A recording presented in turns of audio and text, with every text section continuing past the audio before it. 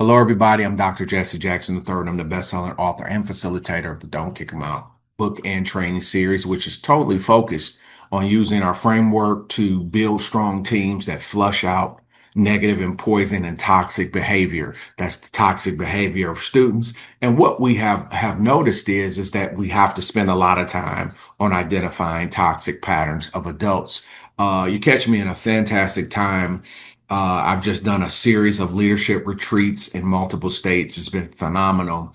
And one of the things that came up during that time, I thought it was extremely valuable, was we were able to identify what's toxic behavior in teams. So one of the things that I identify in this book, Work Together 2.0, it's about eliminating toxic people from the workplace. So it's about, we can identify things that employees do, right? That's just a no fly.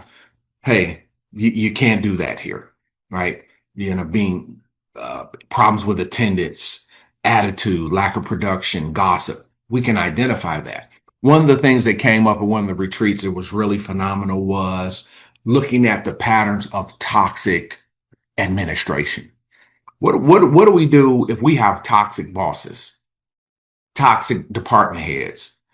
And so what it got me to thinking about was the next phase in getting toxic teams. I find that so many administrators are very willing to tell me about the toxic team members and toxic team patterns, but they very rarely are able to identify those patterns within themselves. So let's do some work here.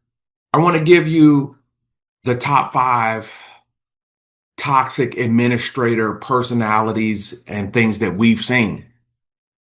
I know there's a lot more, but I know there's five, and they immediately came. Number one, the person that is just extremely mean-spirited. I thought about a person I worked for years ago. She just was mean. She was mean to everybody, and would have been mean to me, but I kind of served as her therapist a little bit in her head, right? She didn't have any friends, so of course she reaching out to me and say, "Hey, I need help," blah blah. And we had a good relationship, but she was so mean to her people, and they just the mean.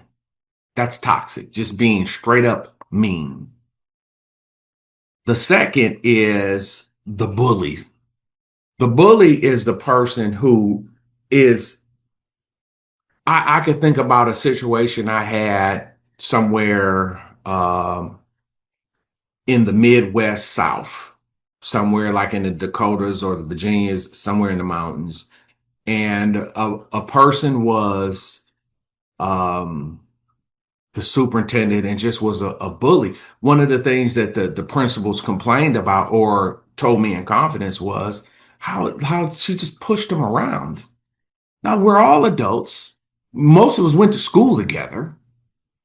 Okay, but you got a PhD, so you went a little further than us, and now you're our boss, and you just bully us all around. It's like you're getting back at us for high school almost. That's what it was like. It was painful to watch, and it was painful to watch. Then we have the manipulator that manipulates the employees, right? So you use the employees to get information, right? So here you are up here, but you manipulate the employees so they can call and give you information back at central office. That's toxic. I got a principal that's manipulating the teachers so that a teacher always tells them what's going on out there in the halls. You manipulate. It's a really poisonous thing. Now, once again, if you're hearing these things and they don't settle right with you, obviously I'm talking to you, but the reason I'm sharing this is so we can self-govern, right? I'm sharing this so we can self-govern. When I come on here, I'm always trying to give us something that helps us get better. You can't be known as a toxic administrator where and what's some signs of a toxic administrator, man? No one wants to work for you. You have to turn your staff over every year. That's a sign of your toxic. No one wants to be around you. You can't keep good people. You always have that revolving door. And we're talking about the volume. right? We're not talking, every year you're probably going to have 10% maybe leave. We're okay with that. But if you're over like 20, anything over 15% each year, we get pretty concerned and you can't keep people. It's you. Something's always coming up, but it's you. But it has to be them. Yeah. Yeah. We know it's everybody but us. And so until we can do that, our leadership doesn't expand, our leadership doesn't grow. And one of the worst ones that I've seen in toxic leadership personalities is a liar. This is just a person just lies, and you don't have to lie. You're in charge. Why are you lying? Like, well, what are you lying for? You're in charge. Well, what that is that goes to kind of like antisocial personalities, those personalities that's just not good at getting along with people. So you kind of have to lie to create a conversation. So totally unnecessary. And here's the thing, everybody knows it. Another toxic administration personality, and this one has annoyed me for many years. It's the poverty mind. Okay. The poverty mind is somebody that is in. So here's the deal. Everybody's got stuff going on with money, right? In the nation, right? Everybody. It's the business is moving around, but there's no shortage of money, but the money might have been taken away from you. It moved around. So what you now have to recognize is how to run your business. Well, it was your job to figure out how to run your business before this, right? Hear me again. The gross national product is growing. You can't say there's a shortage of money. The money has moved around. So now I've got to have people that know how to run businesses, know how to create wealth, know how to expand wealth, not talking about, well, that got cut and this is cut. That's a poverty mind, and that's toxic. You need to do something, but you're telling me you can't do it. We don't have the money. They cut it. Well, then why are you in that position and your mind doesn't see a prosperous future and how to grow, expand, and do more with the money you have and find more money, create more situations? But what they do, that poverty mentality, is toxic.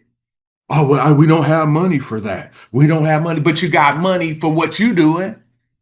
I don't need anybody over my money to tell me what we don't have money for. Your job is to make that money grow. That's why I need a prosperous mind over my money. I'll leave with this story. Do you understand what I'm saying? That mentality is death. Do you know how many people, ESSER money, title money over the course of years, didn't spend money, didn't do things that grew the infrastructure of their district, didn't get the training they needed to, and you had millions of dollars, but you didn't do it and gave it back? No, man, I'm not listening to that. No. You got to look in front of budget curves. That's a savvy, prosperous mentality. I need people over my money that know how to grow money and make things right and make things work and see the future and know that, hey, that money might not be there in the future, but we're going to do this. That's always growing their enrollment, not killing their enrollment. It's a prosperous mentality. I'll leave you with this. And I'm challenging all of us just to talk to ourselves.